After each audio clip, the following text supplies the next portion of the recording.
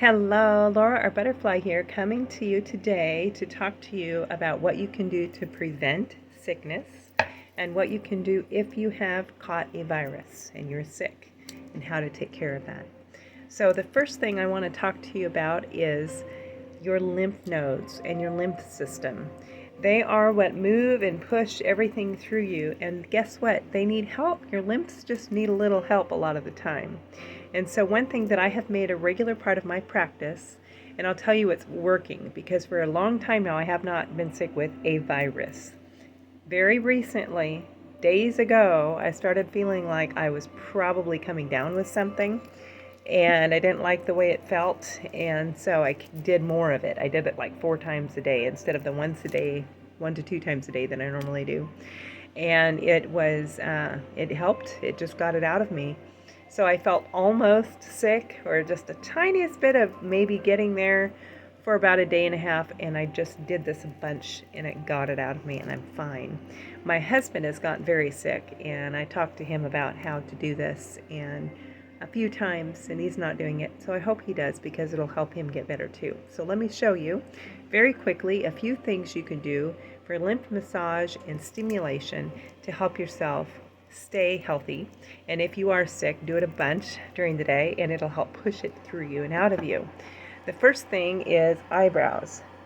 Now, if you start with washing your face and your hands, putting some kind of moisturizer or nourishing facial oil on. I create a nourishing facial oil that I have here in my store and at my booth all the time that I've created myself. It's all natural, so you can get that or any other oil or moisturizer you like. But moisturizing, rubbing your eyebrows from the center all the way down in front of your ears here several times, and I'm not going to do all of these all the times. Take from your nose all the way out on the top of your cheekbone and under your eyes and down your ears. Number 2. Number 3, take along your jaw. You can do it like that. You can do it like that, but massaging along your jaw to push things that way. Use your fingers, and you see I have 2 in front, 2 in back of my ears. Massaging in front of your ears, especially down, that helps to pull the lymphs through. And then like this, and down your neck. So your fingertips get right under your ears here, where those balls ball up when you get sick, and pulling it down, because those are lymph nodes there. That's what balls up when you're sick. Pull it down, pull that liquid through. And then just focus on the sides of your neck several times. I'll do this 30 times in a setting. And then tap underneath your collarbone, tap on your thymus. Do that several times. Tap under your armpits. You can do like that, or you can just do like a cupping, but there's lymph nodes under there, and all of that tapping and massaging is going to help to pull through and release those lymph nodes. You also have lymph nodes in your groin, on this right where your legs meet your lower abdomen. So you can tap there on that crease. You can tap on the very backs of your knees, because you have lymph nodes there. So do all of the massaging and the tapping daily, at least once a day. It'll help tremendously, I promise. Another thing I do is every night before I go to bed, I gargle and rinse my mouth. Not just once, but several times. I'll take a half a cupful and keep going with warm salt water, and I use Himalayan sea salt, pink natural Himalayan sea salt, to do that. And I keep it in my bathroom all the time in a little jar underneath my cup that I use. And I'll brush my teeth, and then I'll rinse and I'll gargle with that, and then I'll floss my teeth and I'll do more rinsing and gargling. What that will do is it will kill whatever's been trying to come into your system through your mouth and throat, because everything will try to come in there. So if you're killing whatever's trying to enter you during the day, every night, then you are going to be helping yourself out a lot. So if you're already sick, do these things, like I said, more often. Take vitamin C, take zinc, that's going to help you. And you can make yourself a tea of any kind, but ginger and and mints are going to all, no matter what kind of mint they are, spearmint, peppermint, are going to help you if you have any tummy issues, if they're bothering you. Mint will also help you if you have a headache of any kind. But if you make some kind of tea, ginger and mint are what I prefer if you're sick, but any kind of tea, put in some local honey. If you're battling any allergies, or if allergies may have led to you getting sick, because they will help to break down your immune system so that you can get sick, and there's a whole process of how that happens. I won't get into it. And also, if you add some lemon juice that is fresh squeezed from the lemon, preferably, because when you have a bottled juice, all the enzymes that do good for you are dead.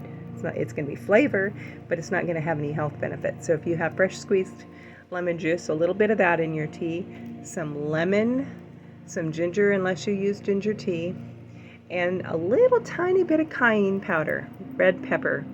And I would recommend, if you don't like spicy things, go with the 35, I can't remember what it's called, but there's 35, there's 60, there's 90, different skulls. That's what it is, skulls of heat. So go with the lowest heat on the cayenne pepper. Usually if you go to the grocery store and get it, it's going to be the 35. And just the tiniest little pinch in there. All of that, it's going to help to clear your system. So drink that tea regularly. Drink a whole big, like 32 ounce container or liter container of water in between each cup of tea.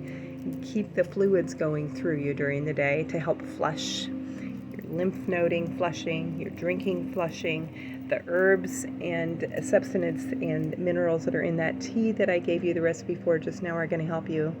And then when you feel ready to eat, to put food in, if you're very, very sick and you have a fever, it might not be a good idea to eat. But if you're starting to feel an appetite, listen to your body, eat.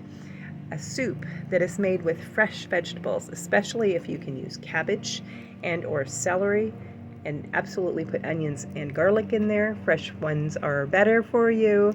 Then you can add chicken, you can add beans, you can add potatoes, whatever you want for the rest of it. But make sure that you have either celery or cabbage or both, and onions and garlic in there. And you can put herbs. I like to put lots of different herbs in mine. It makes it just really flavorful. You can use chicken broth.